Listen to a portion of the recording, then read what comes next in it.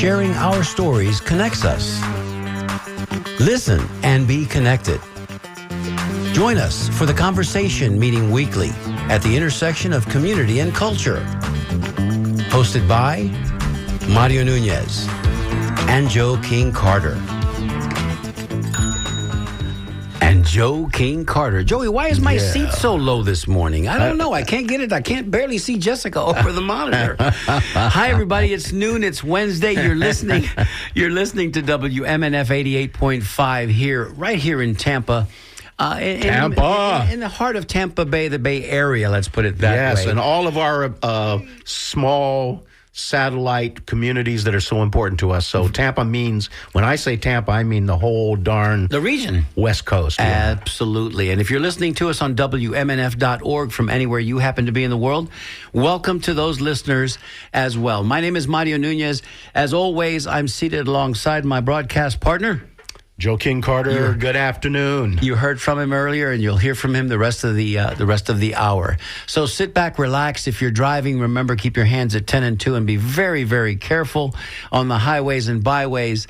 If you're listening to us on your computer or from your favorite device, we know that you're probably resting comfortably and you're ready to participate 10 today. and 2. It wasn't 10 and 2 and 6 on bottles of Dr. Pepper. 10, 4, and 6. I thought it was... Maybe it was 10, 2, and 6. I think it was 10, 2, and 6. 10, 2, and 6. And that was I because have no idea why. Well, no, I'll tell you why. Oh, okay. I'll tell you why. Because, the time I spent in Texas, I did some research on that. Those were the times, 10 in the morning, 2 in the afternoon, 6 in the evening, that you were supposed to reach for a Dr. Pepper because it was mid-morning, right? It was that instead of a coffee break, you reached for a Dr. Pepper. Mid-afternoon. Mid-afternoon, and then in the evening after you got off work. So, Dr. Pepper, I see. in its original formulation, and it's the reason it tastes like it does, it included a certain juice of a certain fruit that when you drink it, it has a certain result. I'll leave it at that. Can you guess, Joey? I can guess automatically because I have a tremendous dislike for Dr. Pepper. I can't stand the taste. What was the fruit and what was the juice? I believe it was a prune. It was prune, and it was prune juice. And you're exactly right. But, it gives Dr. Pepper that subtle... that unique... It's like an anisette. Black cherry. It's like an anisette flavor, and I don't like that flavor, so I don't like Dr. Pepper. But I'll tell you, now that you've explained the history of that... Yes, sir. I think to myself, imagine the ad man who went in... And had to pitch that? Had to pitch. He says, listen, we have an idea. We'll have this circle on the bottle that will have 10, 2, and 6 on it, and people will have to figure out that means that's when you're supposed to drink this. And wouldn't you, as the owner of the company, say, well, what about 1 o'clock and 3? And what about 7 o'clock? And it just seems like an odd pitch, doesn't it? Really think about it. But this is back in Mad Men times, and in the 1960s, all kinds of... cutting-edge advertising was taking place, and everybody was trying to be unique. And listen, we can do this on another week, and I think we could even do some of it today if we feel up to it. Yeah. But early television and the fact that we had all of those kids' shows on Saturday mornings was fertile ground for advertising agencies. Well, advertising in general was just fertile ground. It was blowing up, wasn't it? Yeah. During that time. And, you and I are both... we were of that generation, so we spent an inordinate amount of time in front of the TV, and I don't regret any of it. Mm-hmm. Well, also magazine ads and TV commercials, and the whole commercial world was just running crazy with ways to try to get people. It's the early days of marketing indoctrination. Mad Men. It was, and in America... we're nothing if we don't sell anything. Yeah, those early days actually go all the way back to the beginning. It goes all the way back to P.T. Barnum and some of the earliest products that were sold in America. So, why did the trains come through the middle of town with the precious cargo, the tigers and lions and bears? Oh my! Why did it just roll right through town? It wasn't that even in and of itself the arrival of the circus. Wasn't that a form of advertising, letting everybody know the big tent's going up? Yeah. Trains. The train system was used a lot. Back in the beginning, it was a caravan of wagons. Imagine that. Seeing the wagons roll across through the community, that must have been special. If you look at your animal crackers box, you'll see the animals are actually behind bars, not in a cage, but in a wagon cage, right? And of course, now we have a completely different sensitivity to animals being caged. That's But, right, and you we know, can talk to Duncan about that because he did a show today that was pretty amazing. I don't know Yes. if you listened to it. Yeah, well, I always do listen to Duncan's show. I am the walrus, cuckoo, Cuckoo, yes, Yeah. sir. We learned more about walruses today than we knew was even possible. Fascinating. Thank you, Duncan. Thank you for the shows that you do each and every Wednesday, Yeah. Duncan, because we learn a lot from you. It was good. And it's always a privilege to follow you as well. Joey, how was your week last week? I mean, what exactly took place in your life between then and now? And if you want to talk about the government shutdown, you can end it with that. Yeah, you know, here's a thing that happened to me. We come in here and we talk about community and culture, and a little less so about the political information that's available to you on our other public forum shows. But we delve a little bit. But, you know, I had a thought this week, and the thought came about the movie A Face in the Crowd. Okay. If for those listening out there, I'm sort of I guess I'm a movie buff. A cineast. Do you know what a cineast is? I would love to know what a A cineast is. cineast is a person that loves and adores and studies cinema. Oh, Yeah. cineast cinema. A cineast, Okay. yeah. It's like Wow, I'm learning today. there we go. So I'm a big fan of films, and As I am too. Yeah, As I am and too. so A Face in the Crowd is a film made in the late 50s. I think it was 1957. Directed by Elia Kazan, the great director. And I'm sure most of you out there are familiar with it. But if you're not, let me just encourage you to check it out. It might even be available for free somewhere, like on YouTube. It is called A Face in the Crowd, and it stars Andy Griffith. And it plays a kind of a drifter grifter who goes from town to town conning people. And along the way, an agent who is out for television, played by Patricia O'Neill, discovers him, brings him into the fold. He becomes a TV star, and all of those skills that he has learned over time to manipulate people now becomes a superpower for him on television. And he has the ability to look right into the camera and make America feel good about his homespun homilies and his little insights. So he becomes really powerful and famous. I'll leave it there because No correlation to today. But he is correlation. He's kind of a bad guy, and Yeah. he's a guy that's sort of manipulating people. Then the other film that I was thinking about at the same time was how another because that's a critique of American culture. Another film I was thinking about was Dr. Strangelove. And I think most people are familiar with Dr. Strangelove. Stanley Kubrick, incredible cast of characters, but it's basically a comment on war and the military and all of those kinds of crazy things, government. What I read about Joey, let me interject. What I read about before we get too far away from A Face in the Crowd and Andy Griffith was that role, that it took so much out of Andy Griffith to play that character, Yes. which he played exquisitely, Perfectly, yes. and that it kind of pushed his career in another direction because he knew he might be typecast as the heavy, as the bad guy. Yes. And he didn't want that for the longevity of his career. So Correct. then he became Andy of Mayberry, and we know the rest of the story. And later also he was Matlock. Am I not correct? Matlock, and of course Andy Taylor of Mayberry. Andy Taylor. But how about But that? he did play villains in a couple of films, and he was an excellent villain because he did have that kind of thing that made you want to like him. But the point is, I was thinking about A Face in the Crowd, and I was thinking about Dr. Strangelove, and I was imagining if you merged them together, and somehow Lonesome Rhodes was his character's name, Larry Lonesome Rhodes. If Lonesome Rhodes somehow could drop into Dr. Strangelove, you would have something that happened, I think, this week, and it's this. The president of the USA and the director of war invited 600 to 800 generals. From 1 star to 4 star. That's correct. Yes, right. To be Quantico. Yes, all in one room together. And What could go wrong? And these two men the director of war, who's a former talk show, former newscast personality, weekend talk show for Fox News. That's right. And Pete Hegseth, President Trump, who avoided military responsibilities for deferrals, had legal deferrals, but they were deferrals. Who, by the way, in his family, nobody has served in the military in the Trump family for 5 generations. Let that sink in. I think that you'd have to go a long way to find in most American families 5 generations deep of no military engagement.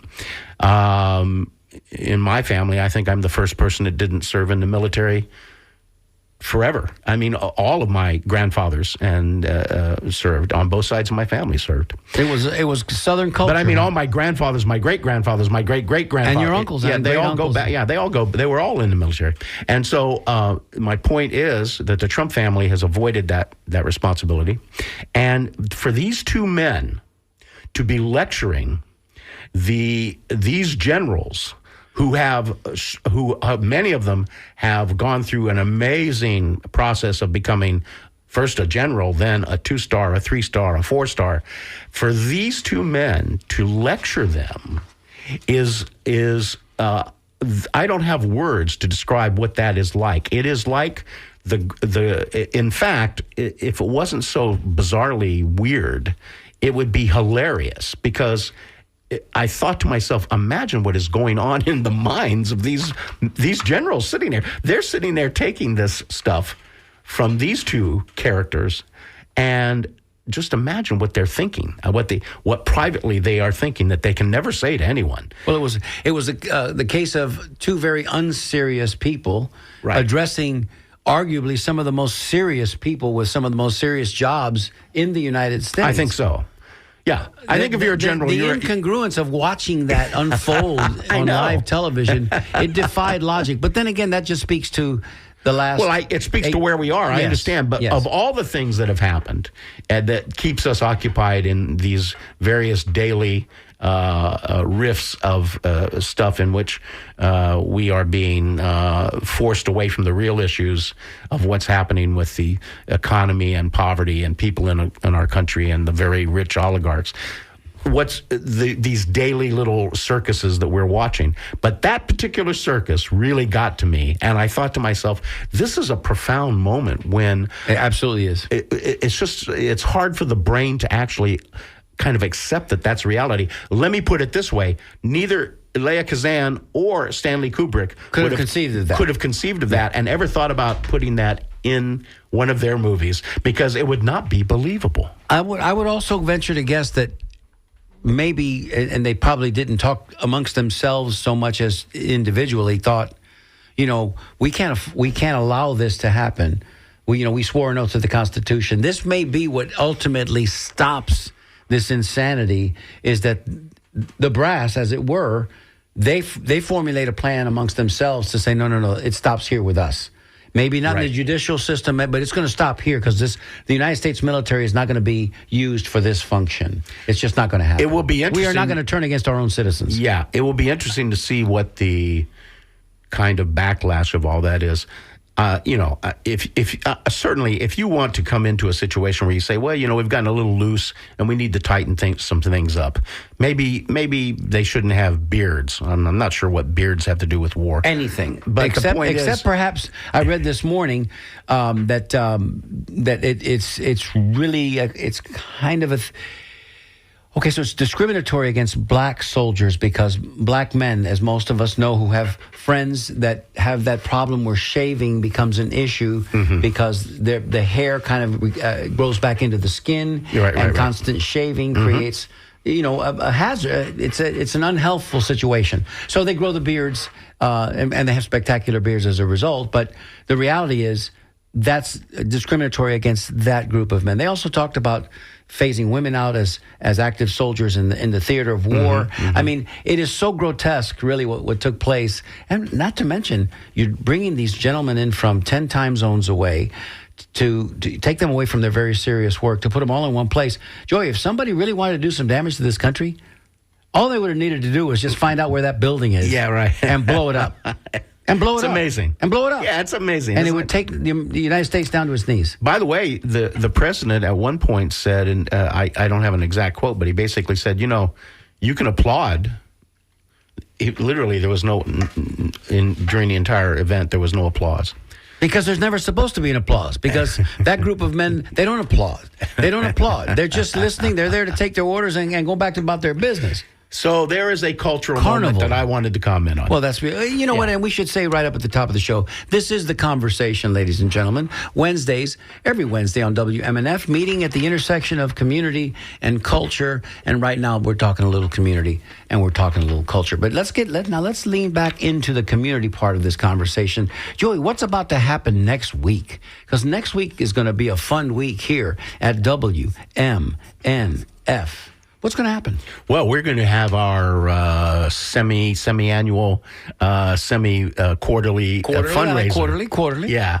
Well, it's almost not quarterly. No, it's three times a year. I don't know there's a term for that. Trimester. It's the trimester. Okay, I like but it. at any rate, we're going to have our fundraiser next week, folks, and we are excited, and we hope you're excited, and we hope that you will support the conversation in every way that you possibly can, because we love being here and we want to serve you. Exciting things, too, that we're going to be announcing, fundraising events that we're going to be doing in the not-too-distant future when the weather cools just a little bit more. Yes. You're going to want to participate in, get you a chance to be with Joe, myself, and I'll leave it at that. A special package that we hope to announce on Next week? fundraiser, yes. That's right. That's right. So, we haven't even really, and truthfully, these are our listeners. We haven't even given out the number yet for today's conversation so that Right. you could join us. But our listeners know better because they know the number never changes. And if they want to get in on the conversation and talk to us, they certainly can.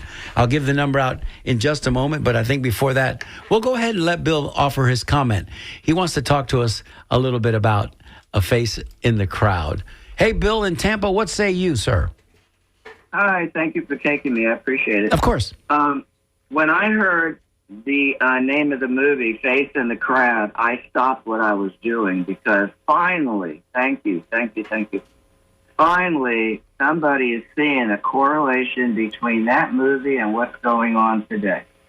Absolutely. And that's just my opinion, not the station. Okay, that's just the way I see it. Okay, and what I'm getting at is that movie is sort of like somebody is sending us that movie through the airwaves saying, watch out, this is going to happen. But if you remember, at the end of the movie, I don't know who the characters are. I just know them by face. The gentleman says, right now, in so many words, right now, Lonesome Road, you're washed up, but there'll be another one. And now we have the other one. Mm-hmm. Yes. That's just my opinion. Well, Bill, listen, Bill, I'm glad you said that, and I agree with you completely. And I think that the movie I think we could use the word prescient in its prediction of the future. And what the movie was really doing, the script writers and the director and the actors were portraying a very possible scenario for the way that our society is kind of set up, because we love charismatic leaders and we love people that offer all the answers. Oh, I've got the answer. We love that. And that means if you have the answer, I don't have to do anything now. And so we as a culture, we seem to love that a lot. And it opens the door for someone who understands how to feed those needs and manipulate people. And this movie was made in 1957. There's no internet. And, if an updated version of this movie would be probably difficult to make because it would be competing with reality. No, they could not make that movie today because it would be stopped, and you know by who. Amen to that, brother. It would be stopped, and you know that. I'm sorry. I used to be a Republican. Now I'm a Democrat. But Hear, hear.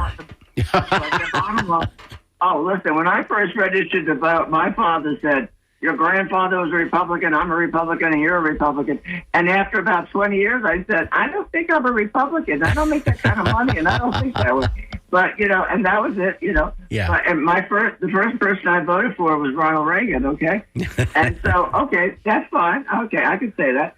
However, but Lonesome Road is happening again, and I just cannot believe that I just heard it on the air, and I thank you so much because thank you, I'm Bill. glad there's people out there with a lick of sense. Thank you, Bill. And, and one more thing, speaking as a Democrat, I'm sorry to interrupt you. These people who are being laid off and all these generals who had to sit there for 75 minutes and listen to all that bull, I hope they all voted for him.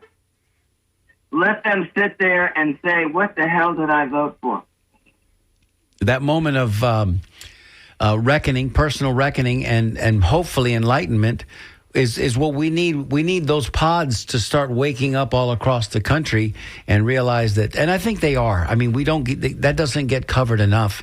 But, the demonstrations have not stopped. They are continuing. This is going to cause a lot of problems. This shutdown is going to cause a lot of problems. As a former employee of a national airline, not national airlines, but of one of the major carriers here in the U.S., I wouldn't want to be going to work right now and having to deal with TSA employees, not to mention if an already taxed and stressed air traffic control system is at the breaking point. I mean, it's a frightening proposition to be on an airplane these days and have to trek through an airport. And if that's going to be stressed even more now, as these employees are going to have to go to work at the same level of integrity without a paycheck, I don't know how you do that. I just hope they all voted for him, every one of them. Well, Bill, let me just say, Bill, that thank you so much for recognizing that. And art, some people feel that art is not really an effective part of our culture, but I consider, of course, all the film 100%. World is art, and I think that film is a film that, I encourage anybody out there who has not seen this movie to please look it up and watch it. Bill, thank you for your comment. Thank you for your comment, Bill. Always thank you for listening and calling in and contributing. And next week, if you think about it and you want to throw a few ducats our way, we'd appreciate that too. Always take some dough. Yeah, we've got some great swag. That's the one thing about WMNF when they do their fundraiser. We have a team here that really is conscientious, and they put a lot of thought into the swag that we always give away with contributions, of course. Yes. And I think this. We've seen it already because we get a sneak preview. It's exceptional. We hope that you guys will participate. Thank you so much, Bill. We appreciate you. And I thank you very much, too. Thank you. Thank you. Bye-bye. That's Bill here in Tampa. I'm excited by fundraisers. When the fundraiser happens here, it's exciting for me because that synergy of everybody working together. Volunteers are here, and we're all volunteers for the most part. I mean, there's a few staff folks, but all the volunteers are here, and they're working, and they're giving, and boy, the sense of community here is really strong. It's fun. It's fun, and it goes on for a whole week. Yes. So every show has their responsibility to raise X amount of dollars, and you can't be shy about it. We use every tool in the box that they give us to work with, and of course. It culminates the day of, and it goes on. Fundraising is 30 days prior and 30 days afterwards to meet our goals. So it's a long period of time to raise the funds. But that day in particular, it's very reminiscent of the Jerry Lewis muscular dystrophy. We got their attention. Labor Day telethon. Yeah. We were talking about the movies earlier, and when you were describing A Face in the Crowd and the different iterations. Strange Love, yeah. I was also thinking about Nightmare Alley. There were two iterations of that movie. Yes. And the charismatic character. Yes, that's Nightmare. The original was Tyrone Power. Tyrone Power, a movie that he pushed very hard for, by the way. He that movie almost did not happen, Tyrone Power. And he wanted to be in that film because he felt that, again, a little bit like you were talking about Andy Griffith's character and his career, Tyrone Power was afraid that he was being pushed into the category of being a pretty boy. Yes. Because he was an incredibly handsome gentleman. And so he wanted to play a character that was a lot more complex and had this downside. And he really did dark. Because it's dark, yeah. Bradley Cooper showed us how you play that character in a real dark way. So, movies can... But, I like the original better than the second one, personally. Well, the second one was kind of sexy too with Kate Winslet, but Tyrone Power, they didn't have all the technology back then, so you had to do it with black and white film. You had to do it with shadowing, and of course makeup as well. Right. And then of course the actor's face. Well, see, I see black and white as an advantage in filmmaking, in film noir, especially. Yeah. Well, I will say this that we could talk movies all day. Maybe we should. Hey, Mario. Yes, Joe. What happened to our guest? Well, we should talk about that a little bit. Yeah, now. let's talk about that. We did have a guest all lined up for you guys, and we promoted it on our Facebook page. So, in case you guys are wondering why we're jabbering on because, well, we can. Number one, Joey, let's ring a bell for that. and number two, because we have things that we need to say as well. Yeah. But and we will have our guest back on the show.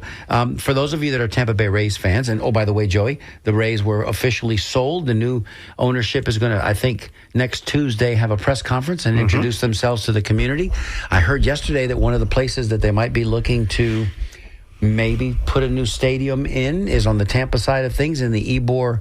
Is it Ybor Channel? Ybor Harbor. Ybor Harbor area. Yeah. Which, if you've got so much water around you, why don't you find a place by the water, like the old Al Lang Field, which is where the Rowdies play. There's now different ways St. of Pete. looking at that, but I would be much more comfortable with putting it on the south side of the Selman Expressway than on the north side. I know, because you live over there. Yeah. But the reality is, we just want him to stay in the area. I think for all the right reasons. Tampa and its history with But baseball. there are many locations in Tampa that could be excellent. I mean, 100%. The dog track comes to mind. I mean, there's the West Shore Mall area. That's that mall is destined to be at some point repurposed. That land, right? It's right off the interstate. So and there's even talk scuttlebutt about the HCC, Hillsborough Community College, and the campus being converted into. Interesting. There's acres there as well. So. Yeah.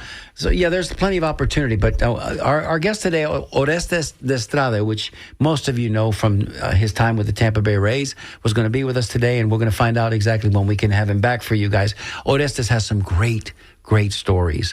And recently he's been in Japan because he's been hired by the Nippon League, I think, to either manage one of the teams or be a general manager. He's got an amazing story. Born in Miami, of Cuban descendancy, speaks fluent Spanish, of course. He's Afro-Cuban to boot. He's 6'4", 200 big man pounds. Yeah, and he speaks fluent Japanese. Yeah, and he had a go in Japan in the professional league there when things kind of slowed down a little bit. He found himself in the Yankees organization with a couple of players ahead of him in the depth chart that were kind of blocking his ascendancy to the big leagues. So he got an opportunity to go play in Japan. And for 3 years in Japan, he was essentially, I'm using air quotes, he was essentially the Babe Ruth of the Japanese league. He just set it on fire. Wow. And they remembered that. And this is over 30 years ago now, and they remembered that. So we'll have him back on the show. Absolutely, a great friend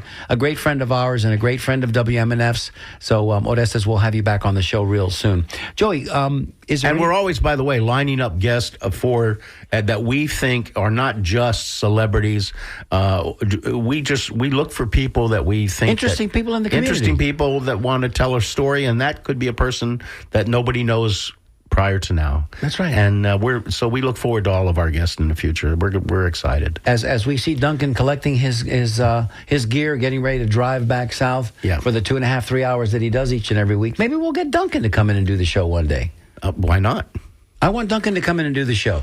Jessica, can you do that for us as our producer, our engineer producer? Can you get him to come in and do the show? Yeah. So we do have it's a family affair, and we bring in various personalities from WMNF and behind the scenes workers, and we enjoy that a lot, and we do it occasionally so that you out there who are listening can get some sense of who that person is other than what you normally know of them. So we blew right past the 12:30 mark of the show, and that's usually when we take a pause for a station ID, for an ID for the show, for any kind of ID that our producer engineer Jessica deems worthy, and we'll do that right about now.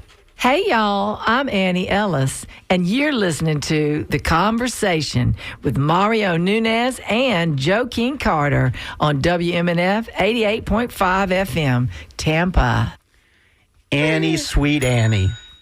Oh, that's wonderful to hear her voice. Dreamboat Annie, as it were. Right? Dreamboat Annie. So that's Annie Ellis on the Sustainable Living Show. Mondays at 10? Yeah, and she's an old friend and an amazing human being and a wonderful, loving soul. And finally, her home is fully operational and she's doing some amazing stuff up there in Virginia. Yeah. And we saw that home we saw the foundation being poured, the land being cleared. Oh, it's amazing. And now it's completed, and she's living her best life. Yeah, she's taking it on. I'm so proud of her. Yeah, she's doing a great job. So, Annie, thank you for that wonderful station ID. If you'd like to join us here on the conversation, if you've got something interesting you'd like to contribute, we'd like to hear from you. You can call us at you can call us at 813-239-9663. You can send us a text. We're looking for your text at 813-433-0885. Emails always welcome. Jessica scans the emails and she reads those that she deems worthy. And she says she's just mouthed the words right over the monitor. A lot. She said, we have a lot of emails, Jess?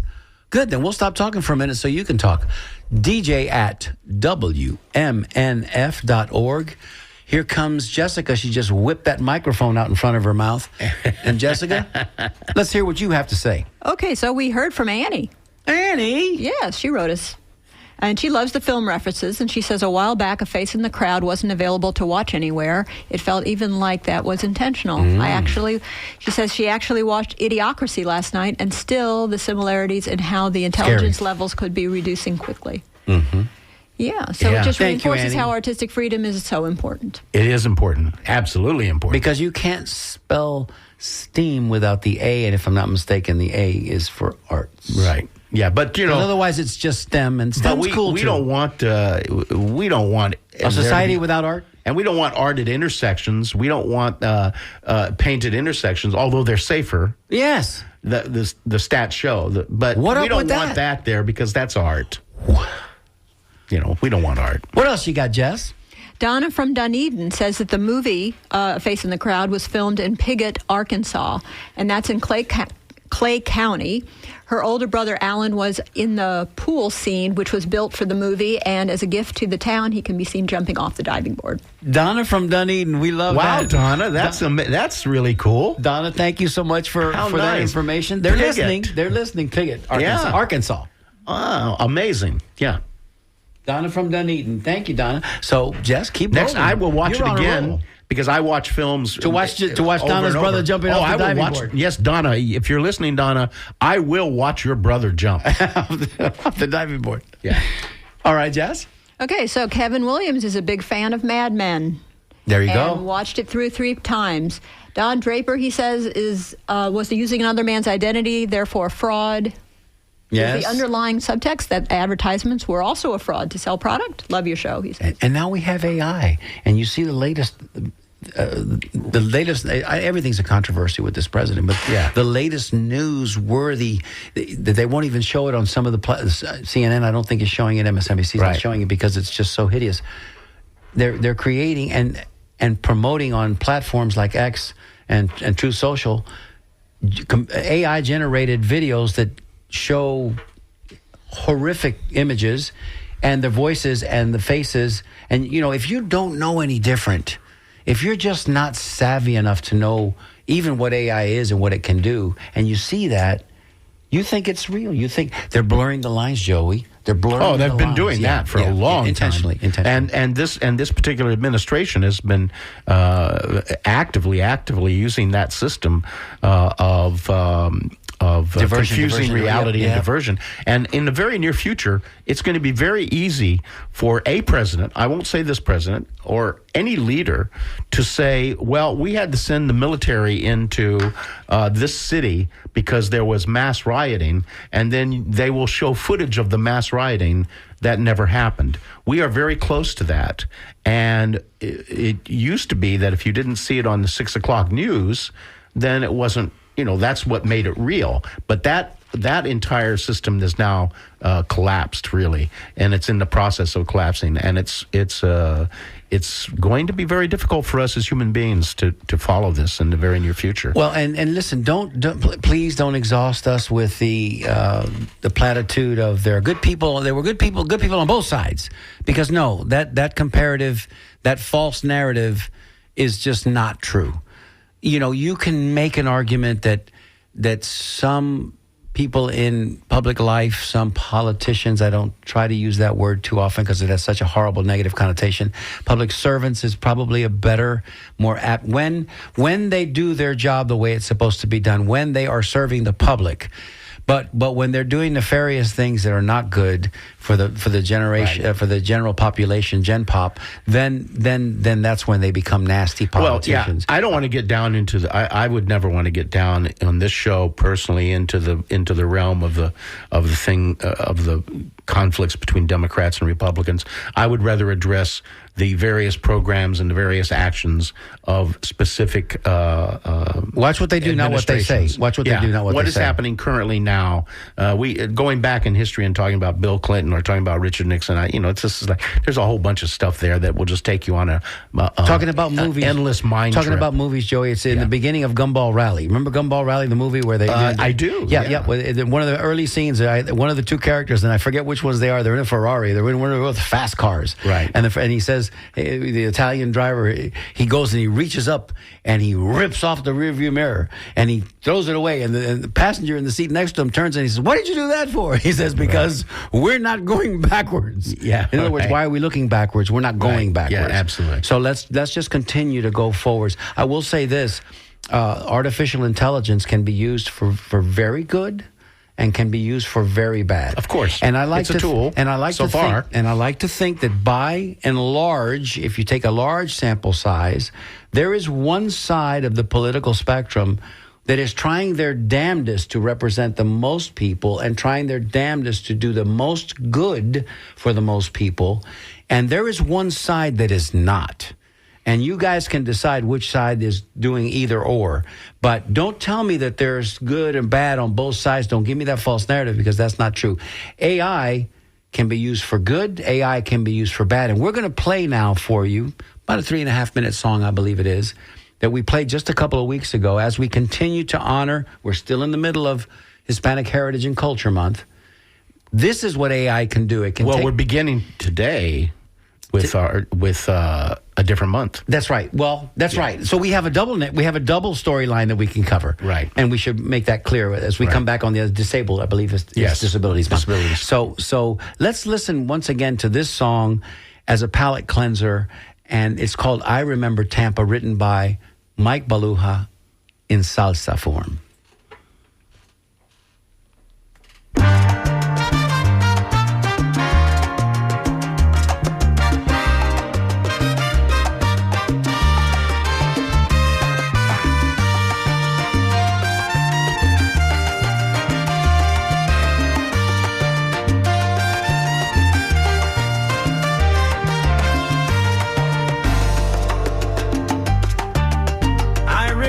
Tampa, the way she used to be, the places we would run to, the faces we would see. Yes, I remember Tampa, those precious memories. A city rising on the move, a simple yet progressive groove. I remember Tampa, and she remembers me. Walking through McFarlane Park, beneath the moss-filled trees, children riding bike till dark, cutting through the tropic breeze. I remember Tampa, those sweet soft memories, the city that I call my home, the home from which I'll never roam. I remember Tampa, and she remembers me.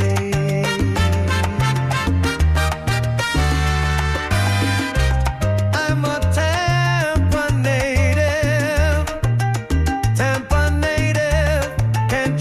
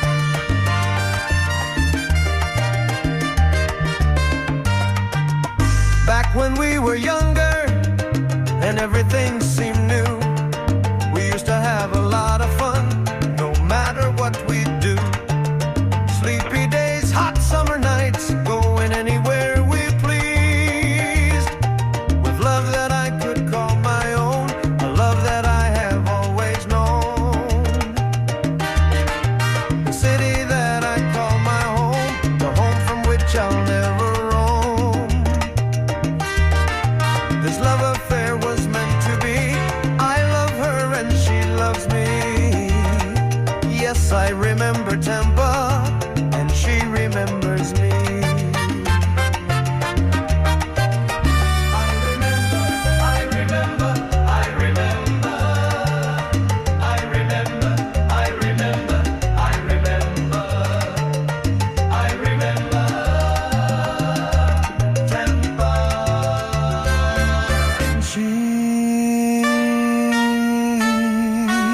She remembers me.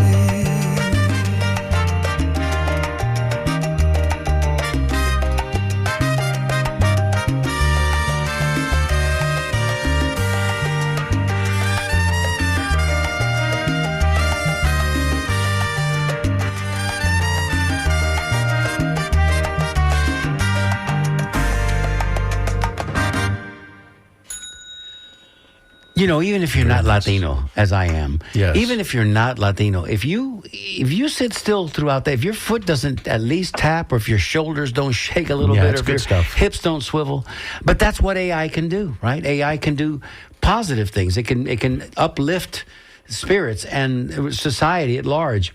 Or it can be really, really dark, and it's like anything else. It's like the computer itself. You know, it's what we put into it is what we get out of it. So, what am I saying, Mario? What are you saying, Mario? I'm saying just be nice, be kind, understand that this is a tough thing, man. We're all trying to get through, Yes. and we should all look after each other, man, because at the end we're not going to get. Nobody's getting out of this one. Yes. But while we're here, we should make it a good ride. We should make it something that we aspire to be a better person. The holidays are coming up, Joey, and you know what I mean. We're going to look into the holidays now, and you're going to see the morning shows with all the studios festooned with poinsettias, and how are you supposed to feel great about that? People are hurting right now. Yes, absolutely. And this is what that's where the real issues are. The real issues are not about all these circus events that are being put before us.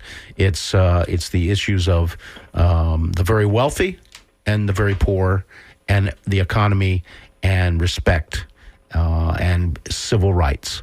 All of those are now what's really on the table. We need to pull things back towards, from the brink, I should say. All right, let's go to our phones because we have somebody waiting patiently online. Joe from Venice. Joe, are you there? Yes. Thank you. Thank you for the music. I love the beat of the Latin music. It's great. Thank you, Joe. Thank you so much. Just about something to feel good and feel positive about. Upcoming October 18th is another No Kings Day. Yes, And sir.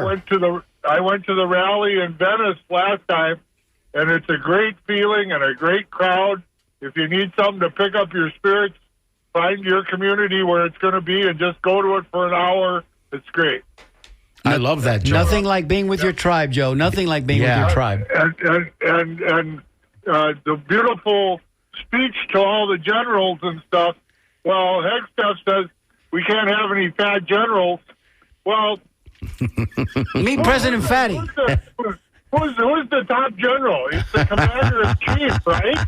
The top fatty. The top fatty. He's got to go on a diet. We'll get him some. I don't know, Nutrisystem or something. I don't know what we'll get him. Jenny Craig. He can't even button his jacket for crying out loud. Yes. Yeah. Jenny Craig. There you go. All right, that's it. I appreciate it, Joe, Joe. you're the That's best. a great comment. Thank you so much. Appreciate you. That's Joe from Venice. You had a comment that you wanted to share with us. Oh, yeah. Well, from Kevin. Kevin, I hope Kevin's still listening. Kevin was talking about Don Draper and Mad Men and fraud. And I just want to say that, for me personally, I was kind of bumping along as a teenager in life, and I remember very distinctly, wow, I'm really going to date myself now, that I and my parents would watch on Sunday evenings the TV show Bonanza. And Bonanza was sponsored by Chevrolet. It's a Chevrolet, it's that. See the USA. See the USA. In It's your a Chevrolet. That's right. And so there was even commercials of Haas Cartwright with a Chevrolet. But the point is, the great Dan Blocker. there was I can talk about Dan Blocker For a minute. But he's an interesting character, the actor. But the point is, I had this realization. I don't know where this came from, but this realization came to me that everything that we have in our world has been sold to us. that they were selling cars, and now I woke up and I realized that everything was sponsored for sales, and everything is being sold. And if you start to really push that idea, and I don't want to get too meta at the high level, but we are a culture of consumers, and we are all being sold all the time. The clothes you're wearing, for the most part, for most people at least, the food you've bought, the clothes you're wearing, everything in your life has been sold to you. It's been marketed to you through a commercial system. And in that consumer process, what happens is that your personal neurology, your mind has been manipulated to accept certain ways of seeing the world. It's a very profound thought, if you will contemplate it, that by being constantly manipulated, could that set you up for being someone who was easily led in a political world? So, part of what I think we are seeing now in 2025 is the result of 100 years of marketing that has caused us, so many of us, to see the world in a skewed way. And that's prophetic, because we are living that experience right now. Absolutely. And when you're in the eye of the storm, or when you're in the middle of the storm, not the eye, because the eye, as we know full well, represents the calm, you don't know it. You can't. When you're in the dense fog, you don't know how dense the fog is until you get some perspective. So I want to thank Kevin for that comment. Absolutely. Because he reminded me of all that, and I think it's a great comment that he used the word fraud, and it is a kind of how do I call this? It's kind of a acceptable cultural fraud that we all experience every day when we're being told that cereal that's full of fructose corn syrup is actually healthy. Yeah, it's a low level of toxicity that we will accept, we will consume in all manner of the word, all definition of the word consumption. Let me just say that our fans are great. They chime in where they can. If they call in or they write in on our Facebook Live that we're doing on Facebook Live, Susan Royal Jones, who's watching and listening, she says that Gumball Rally, in the movie Gumball Rally, there were two drivers that drove the Ferrari. One was an actor named Tim McIntyre, and the other was the great Raul Julia, right? Yes. So those were the two actors that played in the scene, and so thank you, because this is what our fans do. They help us out when we need that little help to get us over the top. So there's a bell for you, Susan. What a great movie if you've not seen it before. Yeah. It's funny. So we have another we have a phone email. call or an Yeah, email? we did. And we have a phone call as well, so we'll get to that in just a second. Yeah, we didn't want to miss John in Ozona. This is in reference to Dr. Pepper when you all were talking about. Okay, so I doubt I will be the first to point it out, but 10, 2, and 4 was the slogan. Reportedly, it was inspired by a Columbia University study that showed that blood sugar normally dropped at 10:30, 2:30, and 4:30. Fascinating. He is absolutely right. I stand corrected, because now I stand corrected now too. that I think about it, it was, at 10, when you said 10 to 6, 10, 2, and 6, it didn't have the same phonic resonance that 10 to 4, because you can say it as 10, 2, and 4, or you can say it as 10 to 4. Right. What time is it? It's 10 to 4. Yeah. So, yes, Dr. But Pepper. that's so interesting that they were using a scientific analysis to support their marketing. Well, there you go. Yeah. Brother, now they do it with AI, Yeah. Yeah. And we have the sample size now, because we've been here doing this for a minute. Mm-hmm. And by the way, full disclosure, man, Dr. Pepper still rocks my world a little bit. Every now and again. How good was Dr. Pepper, Joey? I told you earlier I didn't like Dr. Pepper. They tried to create Mr. Pibb to chase it down, right? Really? Mr. Pibb was the another drink I didn't like. Yeah, there you go. Coke and Pepsi, whatever it was. They came up with Mr. Pibb as the knockoff. But we know that. And let me go on the record. I was a root beer man. Attaboy. A&W? All root beer. I've never met a root beer I didn't like. Okay, there you go. Yeah. Well, that's good. Let's go ahead. We've just got a few minutes left in the show today, which I think has been a very exciting and rambling and fun and rollicking kind of a show. Yeah. So let's go ahead. We rollicked. Yeah, we There's no doubt rollicked a about lot. that. So Simon's always has interesting things to say from Lakeland. Simon, what say you today? I would have thought you guys would have been a Tab man. There you go. Remember Tab and Fresca? Come on. There you go. Hey, listen, that music, I'm ready to order some pollo guisado with some arroz gandules. Vamos, arroz con gandules. Wait a minute, my Puerto Rican brother. Wait, Simon, are you telling us something we didn't know?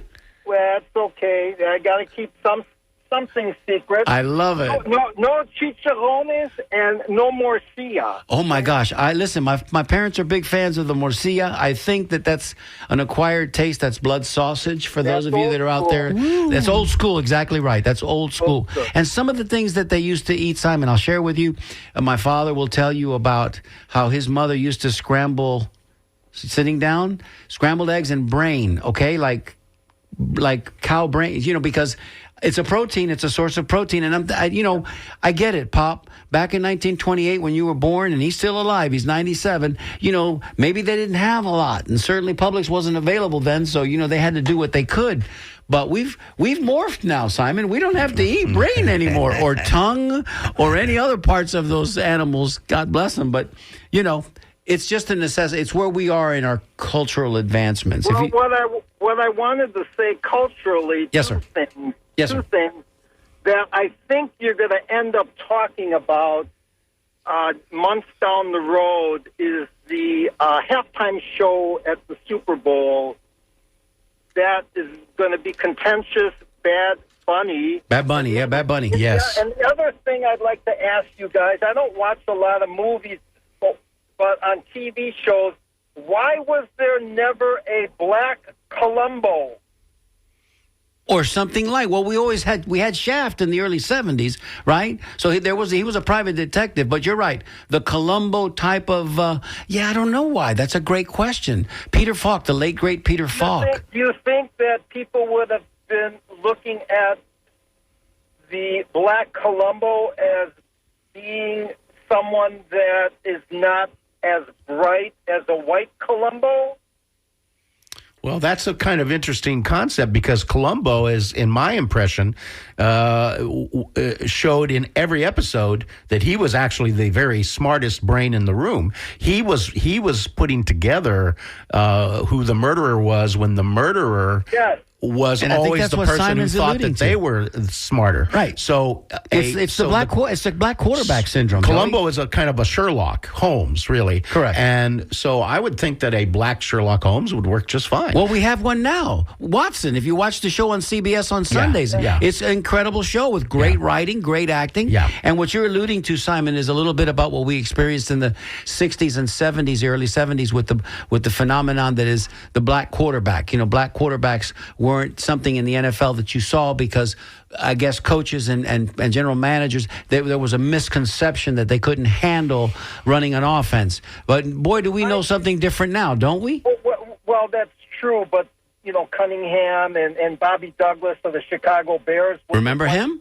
White running quarterback. So there was a distinction between a athletic, quote unquote, athletic quarterback and a pocket passer. Correct. And I think the trend at that time, Tom Brady was, and Montana. The pocket passer.